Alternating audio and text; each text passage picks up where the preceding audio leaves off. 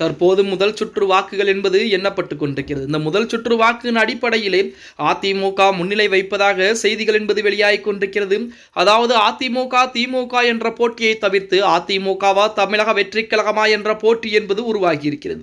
அதன் அடிப்படையிலே அதிமுக 55 தொகுதிகளில் முன்னிலை வைத்துக் கொண்டிருப்பதாகவும் தமிழக வெற்றி கழகம் 49 தொகுதிகளிலும் திமுக 36 தொகுதிகளிலும் முன்னிலை வைத்துக் கொண்டிருப்பதாக தகவல் என்பது வெளியாகி இருக்கிறது.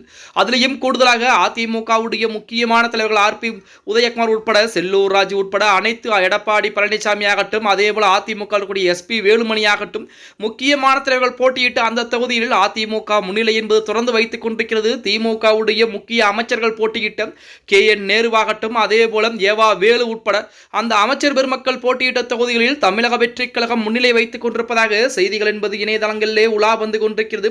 தேர்தல் ஆணையத்தின் சரியான முடிவுகளின் தரவுகளின் அடிப்படையிலே அதிமுக 55 தொகுதிகளில் முதல் சுற்று வாக்கு எண்ணிக்கையிலே முன்னிலை வைத்துக் கொண்டிருக்கிறது. அடுத்த கட்டமாக தமிழக வெற்றி கழகம் 49 தொகுதிகளிலும், அதேபோல திமுக 36 தொகுதிகளிலும், பாஜக 2 தொகுதிகளிலும் முன்னிலை வைத்துக் கொண்டிருக்கிறது. காங்கிரஸ் எந்த தொகுதியிலும் முன்னிலை வைக்க கிடையாது. அதுக்கு அடுத்தபடியாக நாம் தமிழர் கட்சியை பொறுத்தவரைக்கும் இதுவரைக்கும் 0 என்ற முறையிலே தான் இருந்து கொண்டிருக்கிறதே தவிர எந்த ஒரு தொகுதியிலும் முன்னிலை வைப்பது என்று வாய்ப்பே கிடையாது என்ற நிலைமை என்பது உருவாகி இருக்கிறது.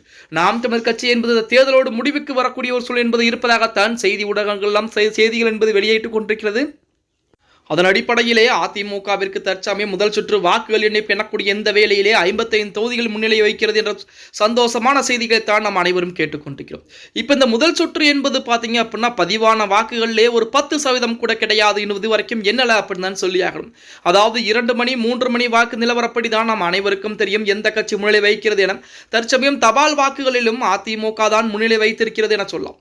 தபால் வாக்குகள் அடிப்படையிலே அதிமுக முன்னிலை வைத்துக் கொண்டிருந்தது. தற்சமயமும் அதேபோல முதல் சுற்று வாக்கு எண்ணக்கூடிய அந்த வேளையிலே அதிமுக தற்சமய நிலவரப்படி 56 தொகுதிகளும், அதேபோல தமிழக வெற்றி கழகம் 51 தொகுதிகளிலும், திமுக 31 தொகுதியிலும் முன்னிலை வைத்துக் கொண்டிருக்கிறது. நாம் தமிழர் கட்சி என்பது 0 என்ற நிலைமையில் தான் இருந்து கொண்டிருக்கிறது. இப்போ போட்டி என்பது அதிமுகவா அல்லது தமிழக வெற்றி கழகமா, இந்த போட்டி தான் தற்சமயம் உருவாகி இருக்கிறதே தவிர திமுகவை பொறுத்தவரைக்கும் முக்கியமான தொகுதிகளிலும் கோட்டை விட்டிருப்பது நமது ஸ்டாலின் அவர்களுக்கு மிகப்பெரிய அதிர்வலைகளை ஏற்படுத்தி கொண்டிருக்கிறது அப்படின்னே கூட சொல்லலாம்.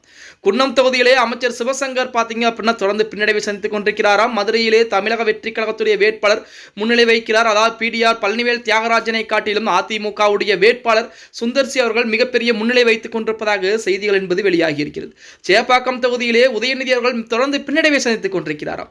எடப்பாடி தொகுதியிலே அதிமுகவுடைய வேட்பாளர் எடப்பாடி பழனிசாமி அவர்கள் தொடர்ந்து முன்னிலை வைத்துக் கொண்டிருக்கிறார். குளத்தூர் தொகுதியிலே அதிமுகவுடைய வேட்பாளர் முன்னிலை வைக்கிறார். அது மட்டுமல்லாமல் OPS போட்டியிடக்கூடிய போடிநாயக்கனூர் சட்டமன்ற தொகுதியிலே OPS தொடர்ந்து பின்னடைவையும் அதிமுகவுடைய வேட்பாளர் நாராயணசாமி தொடர்ந்து முன்னிலை வைத்துக் கொண்டிருப்பதாக செய்திகள் என்பது வெளியாகிக் கொண்டிருக்கிறது. உடனுக்குடன் செய்திகளை தெரிந்து கொள்ள நமது சேனலை மறக்காம சப்ஸ்கிரைப் பண்ணி ஃபாலோ பண்ணிக்கங்க நண்பா.